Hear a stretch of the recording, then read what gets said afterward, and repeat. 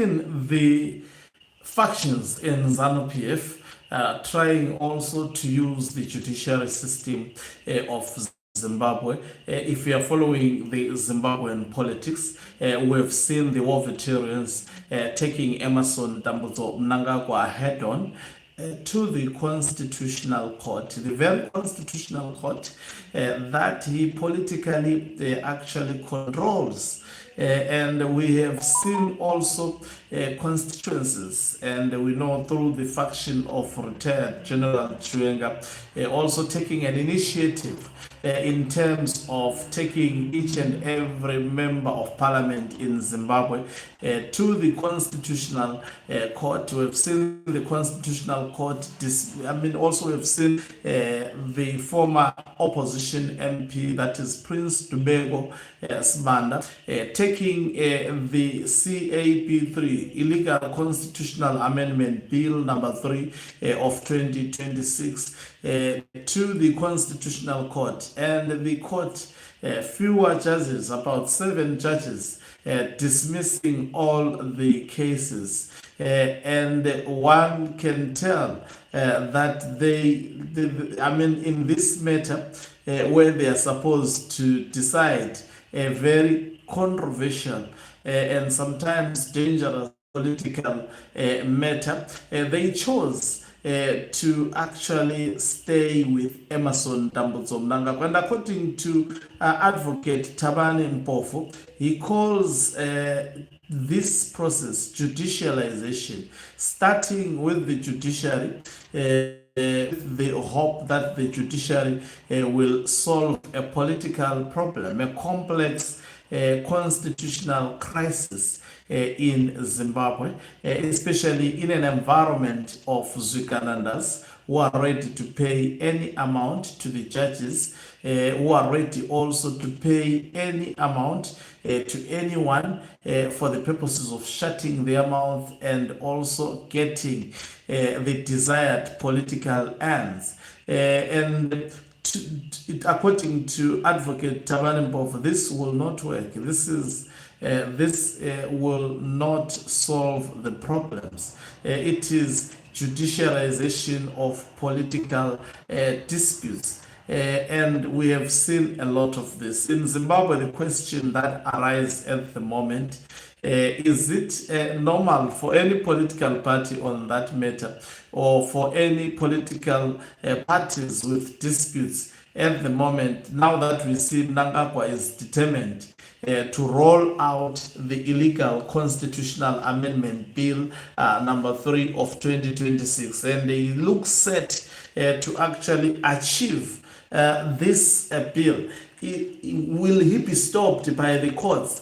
I think the question is simple and plain. Will he be stopped by the members of the judicial system? We saw when the Human Rights Commission tried its level best to actually stand for the people. It didn't take him even a day, Emerson Dambudzo Mnangagwa, to stand up and remove the chairperson of the commission.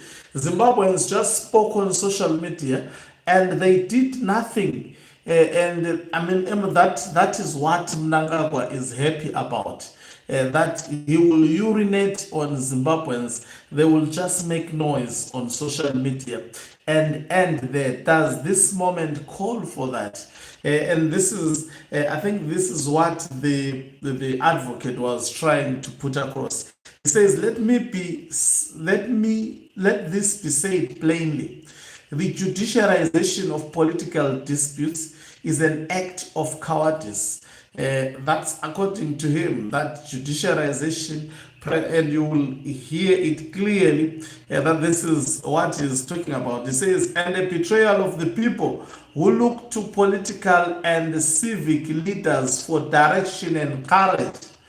Have we seen so far a courageous politician who is able to take up Emerson Dambudzo Mnangagwa and lead the people to actually stop this CAP3? And he says, you cannot hand a problem ignored by 16 million people to 7 judges and pretend that you are serious about problem solving.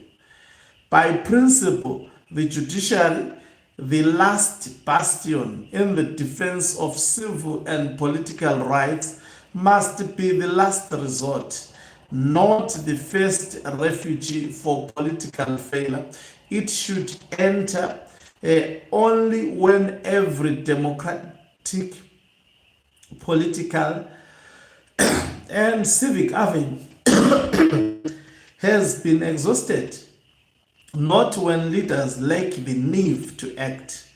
Beyond the involvement of the judiciary, leaders must be prepared to utter the ancient capital war cry, speak hands for me. And it is this cry that the judiciary must come in to avert. Our people have every right to demand leadership that is responsive and agitated. I think the politicians in Zimbabwe, they are cowards. We don't have, some may say, but Mnangagwa will kill them. But we need a strategy. He's just a human being. And for him to be where he is, he also had to have a strategy. He also had to have a strategy, and he's taking decisions. I mean, even now with political power, we've seen him taking decisions, trying to consolidate power. In such an environment, you don't need people who goes to the judiciary.